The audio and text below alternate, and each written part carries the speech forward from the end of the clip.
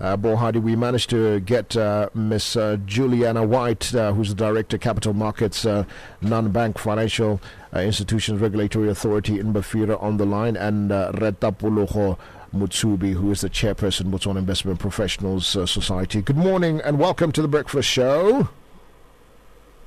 Good morning, sir. Good morning. Thank you so much for having us, and good morning to the YaronaFM listeners. All right. Yes, all right. Now let's jump right into it. Now this morning we are going to unpack the importance of understanding the advantages and the risks of online trading, and as well as obviously the regulatory framework that is built around it and pertaining to shares and derivatives. Ma White, maybe you just introduce yourself and briefly explain what NBFIRA does. Thank you, Branjo. As you've already introduced me, I'm Juliana White. I'm the Director of Capital Markets at NBFIRA. I just want to explain that NBFIRA is a big institution that regulates a huge industry that falls in the financial services sector. The financial services sector is divided into two. We have the banking industry and we have the non-banking financial services industry. So NBFIRA's mandate is to supervise the Mawait, we seem to be losing you there. Hello? Hello, can you hear me now? Yes, much better. We can hear you. Sorry about that. No, I was just explaining that in terms of the NBFIRA mandate, NBFIRA supervises the industry referred to as the non-bank financial institutions. Yes. And I just wanted to distinguish between banking industry and non-banking industry. So anything within the financial services industry that does not fall under banking typically would be regulated by NBFIRA. But my specific department really is to supervise the capital markets. And that is the industry that looks after investments. Okay. Yes. All right, fantastic. And Remutsubi, maybe you can let us know what the Botswana Investment Professionals Society does. What do you guys do? Thank you, Brendo. The Botswana Investment Professional Society, or BIPS for short, is a voluntary organization. Yes. Made up of registered fund managers in Botswana. It exists to advance the industry, the asset management industry within Botswana, as well as the environment within which investment professionals in Botswana operate. It also exists to facilitate effective relationships and communications with key stakeholders in this country, such as NBFIRA. So NBFIRA regulates us as asset managers. We also have a lot of issues that are of great interest to government that we deal with.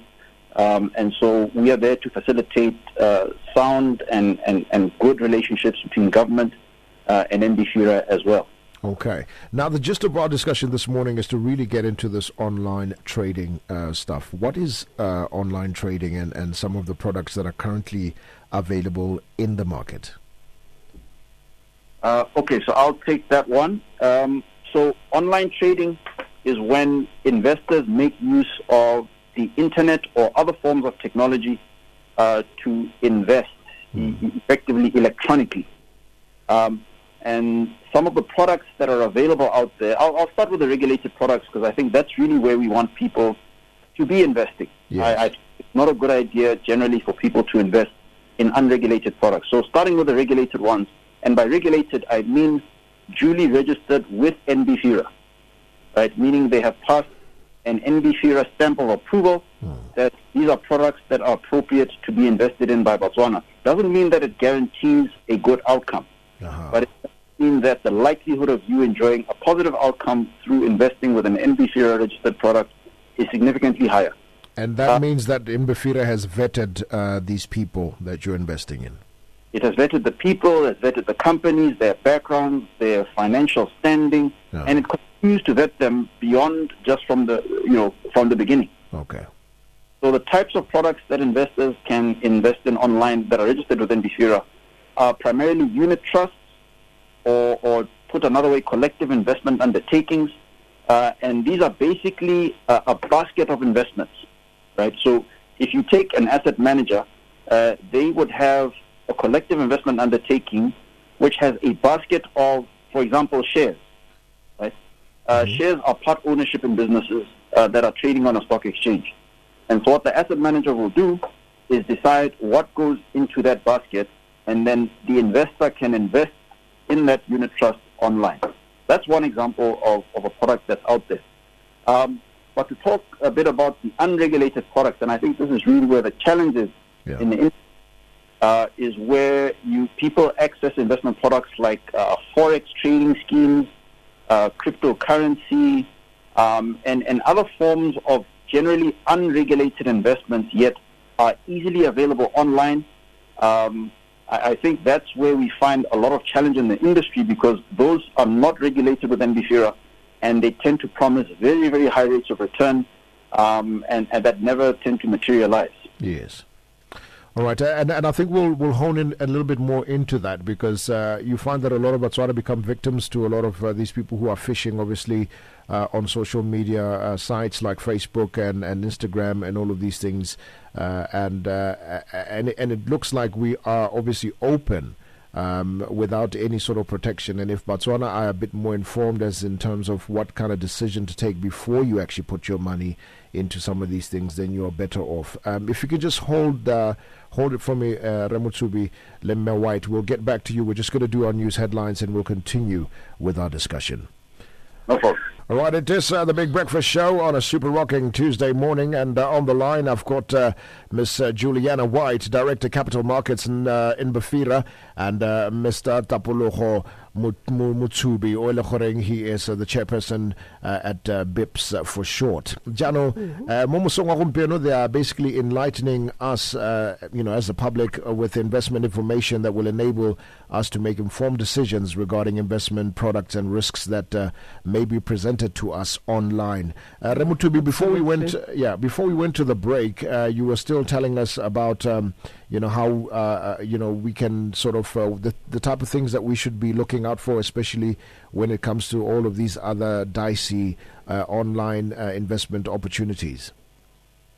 And I guess one of the questions that comes up is how can a potential investor know what is realistic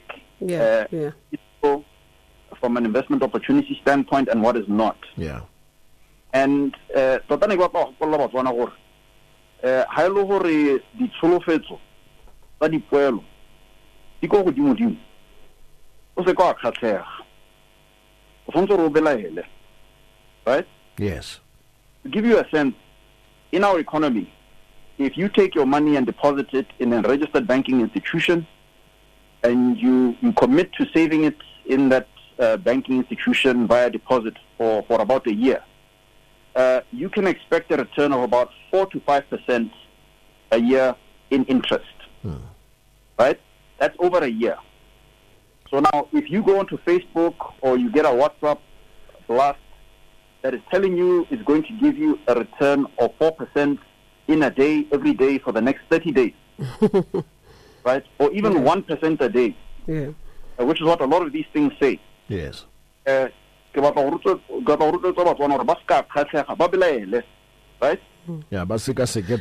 I laugh because I know there's one particular scheme that once did that. Yes. It work 4% every day. Absolutely. In addition, oftentimes what they will see is very attractive photographs, maybe with an expensive vehicle and all sorts of promises of how life-changing events are going to occur within a short space of time as a consequence of investing and getting 1% a day. I want to say to Botswana right from the onset that when they see those kinds of return, they should be highly skeptical, and the first thing they should do is contact NBFIRA and ask them, is the person offering that investment scheme registered with NBFIRA? All right, and right there, Remutsubi, let me rope in Mayor White on the existing laws. that relates to online trading. Go ka re tlhalosetsa gore molao ona wa reng ga go tla go dio tsa bo forex trading and online trading. Thank you, Branjo. Yes, NBFIRA in 2020 promulgated regulations along online trading. They are called Securities Online Trading Services Regulations of 2020. They were published in November by the minister. So these regulations, what they require effectively is that anybody who wishes to offer investment services through the internet or electronically, they must apply for a license with NBFIRA. So we must remember that NBFIRA, like Nikiwa at the beginning, it's got a specific mandate. Mandate to NBFIRA high regulates it regulates particularly in the capital markets, securities. The securities diabe, the shares, the bonds, commodities, derivatives, including futures and options, indices, jalo. Ga di amane gope le tse dingwe tse leng gore ga di a kwala mo molaong wa rona ya ka go nang kotse under the Securities Act. Jaanong batsana ba tshwanetse gore ba tlhaloganye gore kana gore ba itse gore tse leng gore di a letelela go NBFIRA ke dife le tse leng gore ga di letelele gore batho ba di rekisetse ke dife. The best thing for them would be to contact NBFIRA and ask, either by phone or by you sending an email or by going into Facebook. The investments are a little bit complex. Not everybody everybody would understand what an investment is. I think normally what people do is that they just look at a rate of return product ke go temang so tlhaloganye product so se rekisediwang kampo product e rekisediwang botsa NBFIRA gore a nna go mo go a letlelelwa a batho ba reng ba go rekisa are they licensed with you ka gore molao wa teng o pateletsa batho ba teng gore they must register their platforms. These are online trading platforms. They must get them licensed with us. The controllers, the people that are effectively going to be operating those platforms. Le bone ba sentse gore ba register le rona re ba vetile sente gore ke batho ba bana le maikarabelo. Ke ka botsa potso ma white hearing ha jano lona batho bone ba go investiwa mo go bone ba register le lona a motho e ka re gongwe a latlhegetswe ke madi a tla go ikuela go lona re kana ke ne ka botsa ka batho ba lentetse la re ke ka investor madi jano madi a me a ile ha ba so gore go ntse jana batho ba ileng gore we can have access to ke bona ba ileng gore ba ka fall into two categories. E ka nna batho ba ileng gore ba license le rona re ba netse diteta tsa gore ba operate ke bona ba le ka ba tselang kgato ona le ba bangwe ba ileng gore nna ba tshwanetse ka bo patelesegile gore ba ka ba apply the license mme ga ba apply the license mme bone ba ntse ba tsele ba they are offering those products to members of the public. Yes, of course. Ha batho ba ile batho ba ntseng jalo ba ileng gore ba ka tswa ba tse bangwe mo setšhabeng. Those people that have been defrauded can come to us and then we will look into the situation. Now there's a product and I must actually also before ke tsana with my next point ke tlhalosa gore ba bangwe ba ta go rona ba botsa gore a le ka re license jaanong ka gore tota we are an institution ra ba kwalela re ba re nya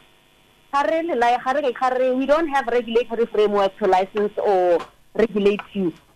They take that letter, those letters, and they go to members of the public ba ba bona NBFIRA re kwaletse e re kwaletse go ra gore re mo go bone re batho ba bone so re ne le madi go mo re go lemogile go diragala gantsi so ne ke re hala ke bona batswana go gore ke ba ne pudimatse ba lebelle di gantse di ntse jana gore batho ga ba tsietse ba dirisa makwalo a rona a mangwe a rejection a mangwe le hela re ba bolelang gore tota framework a rona ga e cover di products tsa bona go mo ga tseteseletso. Right. Now, it's come from a listener on the WhatsApp line. I don't know if this is within the scope of, what you can be able to tell us. Please do me a favor and ask the NBFIRA representative to touch on whether or not tax laws would be revised, adjusted, or rewritten to make provision for online forex trading account profits, or normal income tax laws already in place would always apply. Which one is it? And if yes, are tax returns required to be filed as a business or on a personal or individual capacity? It's an interesting one. How about tax laws for foreign accounts? Are they referring to the forex trading? Emma. Forex trading, I think she touched on it a little bit earlier on. Forex trading is a speculative trading that trades on products that do not really fall under scope of NBFIRA. Because those are people that are basically trading on the margins. It's a betting system. On the internet.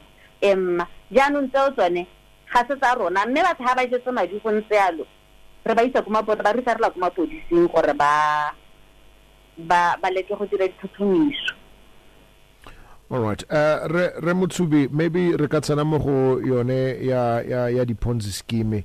How can our listeners better identify pyramid schemes or Ponzi schemes in order to avoid being scammed? Because kana it's only the cryptocurrency, it looks like there's a whole new movement.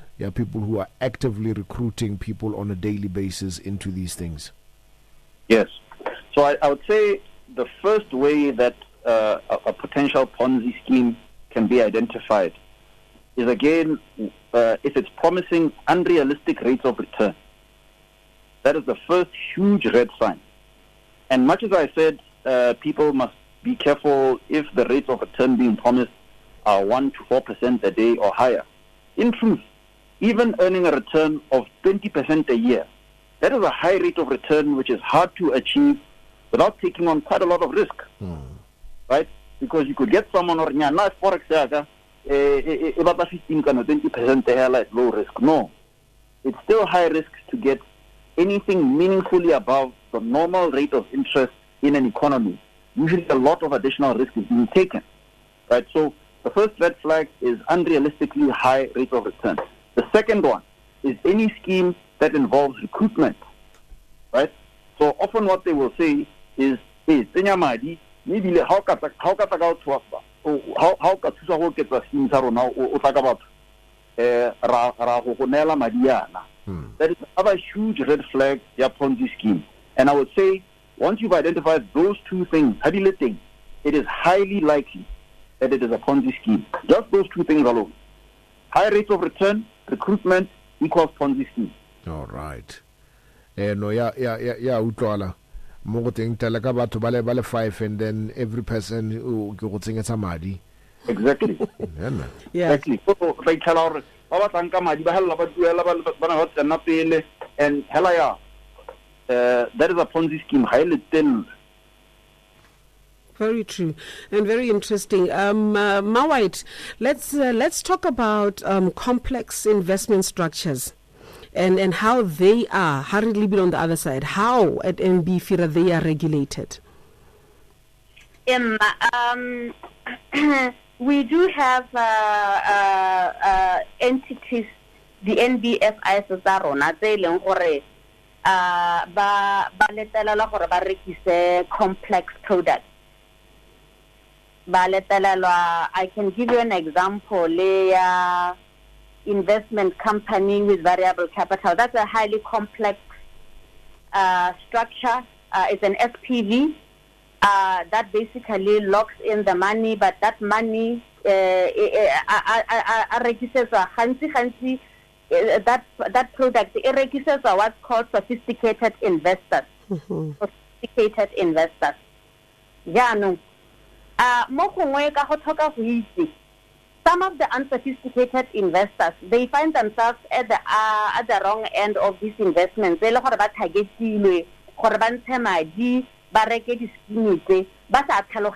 risk is involved in this complex structure.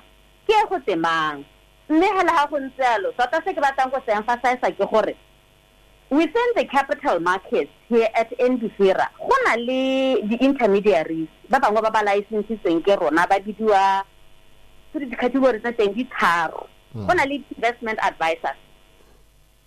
How they a product offering a license offerer or license in Gerona. Go to an investment advisor.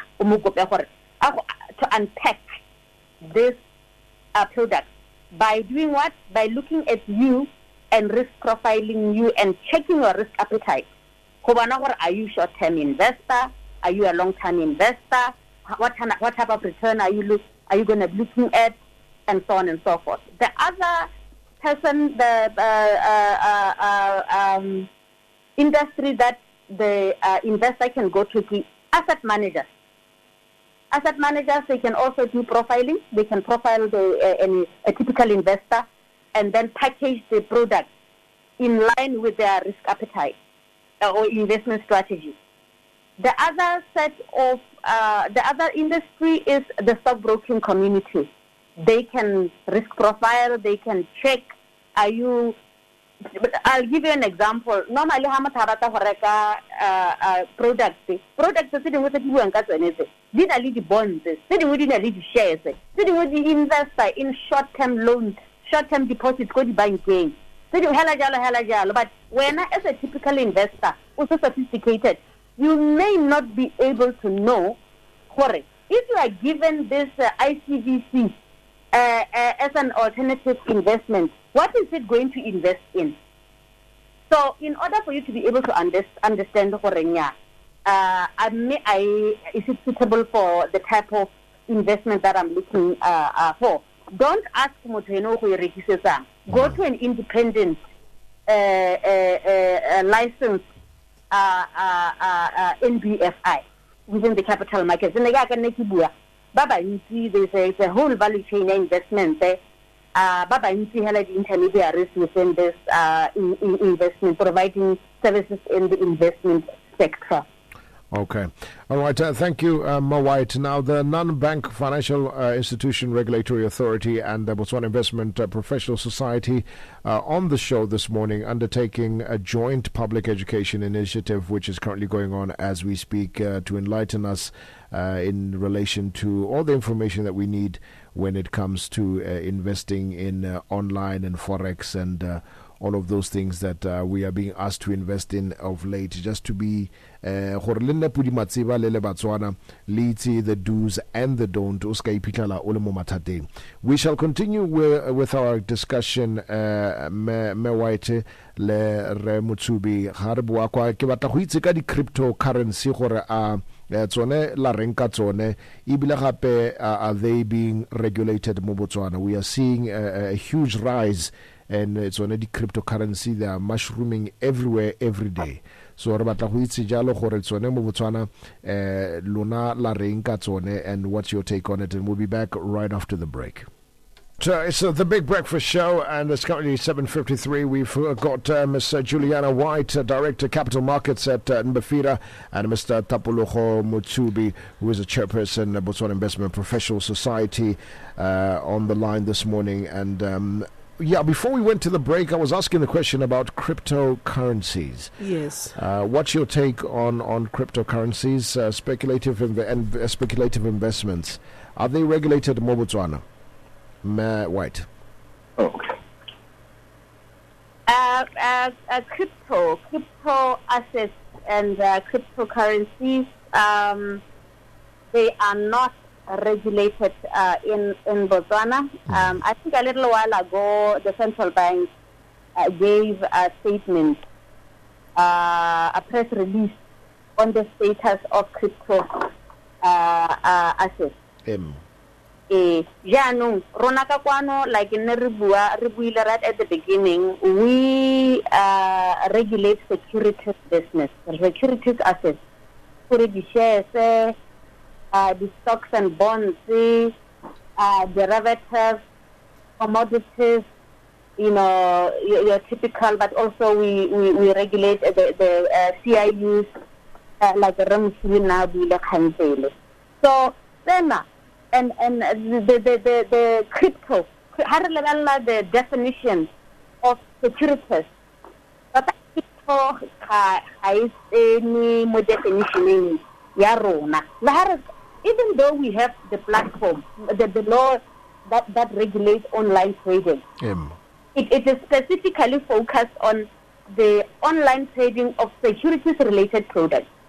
So, the definition of securities, crypto doesn't really seem to be covered. It doesn't really extend to crypto because crypto is something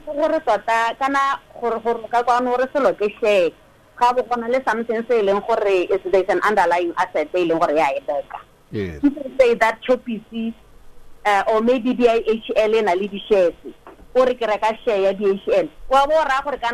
BIHL company in a leading asset is conducting a business that is generating income, revenue, to make you realize you will get dividends out of that. So crypto, how is that we unpack? In terms of the underlying assets, the underlying assets are crypto back and crypto. Okay.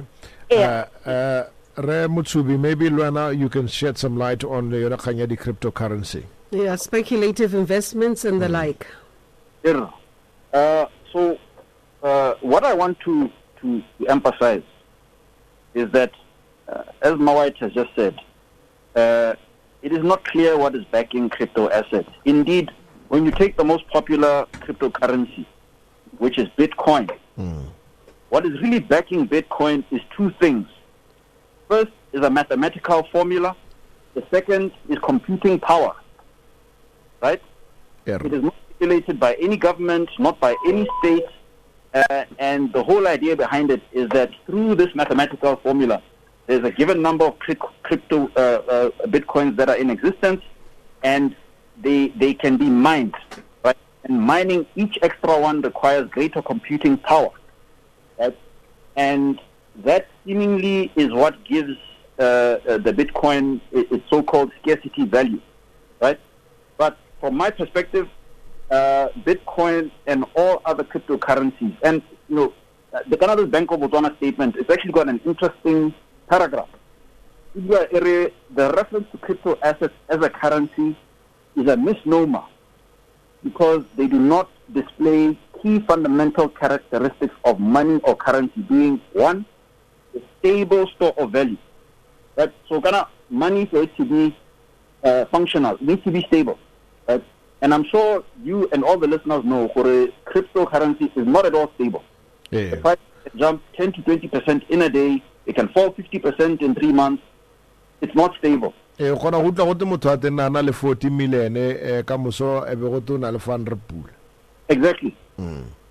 So that's why cryptocurrencies need to be viewed primarily as a highly speculative form of security. Right? And therefore, how would they cryptocurrencies? Number one, NBFIRA. So how can NBFIRA cryptocurrency is that just like we were talking about Ponzi schemes earlier, Ponzi scheme can take many forms, right? The cover will always be something like Forex or crypto or something else, but at the end of the day, very often it's still underlying a Ponzi scheme if it has those two key characteristics. One, high rate of return. Two, recruitment. Right? So, and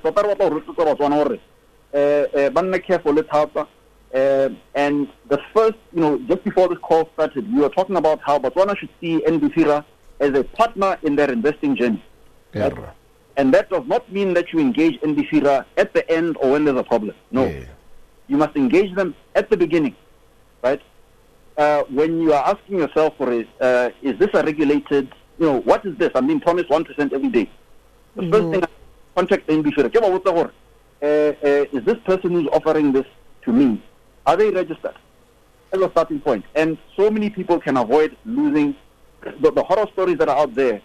If we had to talk about them, we'd be depressed for the whole of today because it is so disheartening. Yes. So I really want to encourage Botswana to make full use of NBFIRA in that first step of their investing journey to help them avoid possible losses, and instead direct themselves to places where maybe the returns are not advertised as being so spectacular, right?